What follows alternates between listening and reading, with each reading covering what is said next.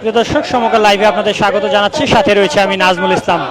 আপনাদের জানিয়ে রাখি, চাকরিচ্যুত পুলিশ সদস্যরা চাকরিতে পুনর্বহালের দাবিতে হাইকোর্টের সামনে একটি অবস্থান কর্মসূচি করছে এবং আপনারা দেখছেন তাদের যে দাবিগুলো রয়েছে সেই দাবি নিয়ে বিভিন্ন স্লোগান দিচ্ছে।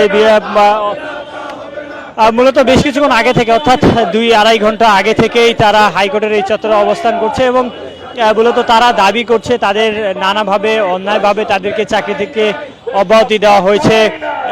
ছোট ছোট কারণ দেখিয়ে তাদেরকে অনৈতিকভাবে চাকরি থেকে অব্যাহতি দিয়েছে, সেটি তারা মানছে না এবং তারা চাকরিতে পুনর্বহালের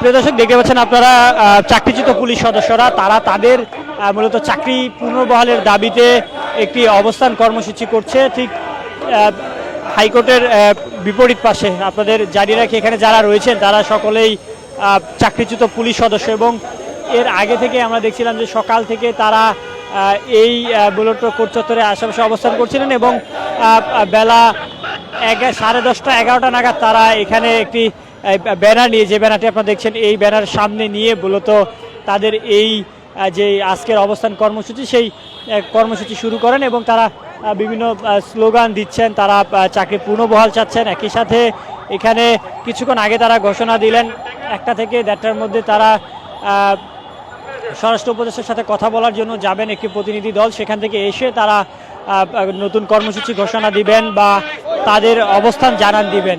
এর আগেও মূলত তারা, আমরা দেখেছি যে অবস্থান কর্মসূচি ঘোষণা দিয়েছিলেন এবং তারা বলছেন যে তাদেরকে আশ্বাস দেওয়া হয়েছিল তাদেরকে চাকরিতে পুনর্বহাল করা হবে, কিন্তু তাদের চাকরিতে পুনর্বহাল করা হয়নি, যার কারণে তারা আবার মূলত সড়কে নামতে বাধ্য হয় এবং আজ তারা বলছেন যে মূলত তাদের চাকরি ফিরিয়ে দেওয়া হবে, আর কোনো আশ্বাস নয়। তারা সরাসরি বার্তা চায় এবং এই বার্তা নিয়েই আজ এখান থেকে উঠবেন, অর্থাৎ তাদের এই কর্মসূচি অব্যাহতি ঘোষণা করবেন।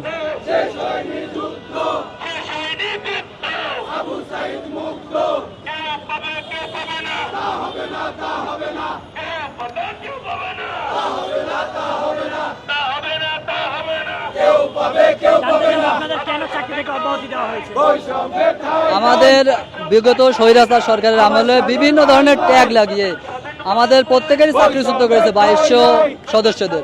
তো আমরা সরকারের কাছে আবেদন, আমাদের মাননীয় আইজিপি স্যার, আমাদের মাননীয় প্রধান উপদেষ্টা, মাননীয় স্বরাষ্ট্র উপদেষ্টার কাছে আবেদন যে আমাদের প্রত্যেকের চাকরিতে পুনর্বহাল করা হোক, মানবিক বিবেচনায় হোক, আমাদের মানবিক বিবেচনা হোক, আইনের বলে হোক, আমাদের নির্বাহী আদেশ হোক, যেভাবে হোক আমাদের চাকরিতে পুনর্বহাল করা হোক।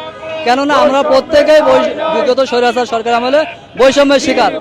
আমরা আমাদের পিতৃতুল্য আইজিপি স্যার মহোদয়ের কাছে একটা প্রশ্ন জানতে চাই যে আমরা, আপনার সন্তান যদি কোনো অপরাধ করতো আপনি কি তাকে বাড়ি থেকে বের করে দিতেন নাকি তাকে মৃত্যুবরণ করাইতেন? নিশ্চয়ই করাতেন না। তা আমরা তো আপনার কাছে আবেদন করেছি, আপনি আমাদের পিতৃতুল্য সমতুল্য একজন ব্যক্তি, আপনি আমাদের পুলিশের প্রধান। আপনার কাছে আমাদের একটা আবেদন যে আপনি যদি আপনার সন্তানের যদি মৃত্যুবরণ বা বাড়ি থেকে বাইরে যদি না চান, তাহলে আমাদেরকে আমাদের দাবিটা আপনি মেনে নেন। কারণ আমি তো আপনাদেরই সন্তান, আপনাদেরই দেশের নাগরিক। আমরা চাই আমাদের পুনর্বহাল করা হোক। কেননা আমাদের প্রতি বৈষম্য করেছে। আমি একজন মুক্তিযোদ্ধার পোষ্য, আমার সেম মামলা সেম কারণে অনেকেই চাকরি করছে, বাট আমাকে চাকরি থেকে বাড়ি থেকে পাঠিয়ে দেওয়া হয়েছে। আমার নামে ফৌজদারি মামলা হয়েছিল, ভুয়া ট্যাগ দেখিয়ে আমি সেই মামলা থেকে অব্যাহতি পেয়ে আসছি। আমি প্রমাণ করতে সক্ষম হয়েছি যে আমি ভুয়া না, তারপরেও আমাকে চাকরিতে বাড়ি পাঠিয়ে দেওয়া হয়েছে। আপনার কাছে একটু জানতে যাব, দর্শক আপনাদের জানিয়ে রাখি, চাকরিচ্যুত পুলিশ সদস্যরা এই মুহূর্তে হাইকোর্টের সামনে তারা অবস্থান করছেন এবং তাদের যেই দাবি চাকরিতে পুনর্বহাল তাদের করতে হবে এবং তারা বলছেন যে তাদের নানা কারণ অজুহাত দেখিয়ে তাদেরকে উদ্দেশ্য প্রণীতভাবে চাকরি থেকে অব্যাহতি দেওয়া হয়েছে, চাকরিচ্যুত করা হয়েছে এবং তারা সেটি মানছে না। এবং এর আগেও তারা, আমরা দেখেছি যে অবস্থান কর্মসূচি করেছিলেন এবং তারা বলছেন যে সেই অবস্থান কর্মসূচি থেকে তাদেরকে আশ্বাস দেওয়া হয়েছিল এবং সেই আশ্বাসে তারা আসলেই সেই কর্মসূচি অব্যাহতি দিয়েছিলেন। তারা আশা করেছিলেন যে তারপর থেকে মূলত তাদের চাকরি পুনর্বহাল হবে, কিন্তু আজ এখনও তাদের চাকরি পুনর্বহাল হয়নি, যার কারণে আবার তারা হাইকোর্টের সামনে এসে অবস্থান নিয়েছেন এবং সেই চিত্র আপনারা দেখছেন।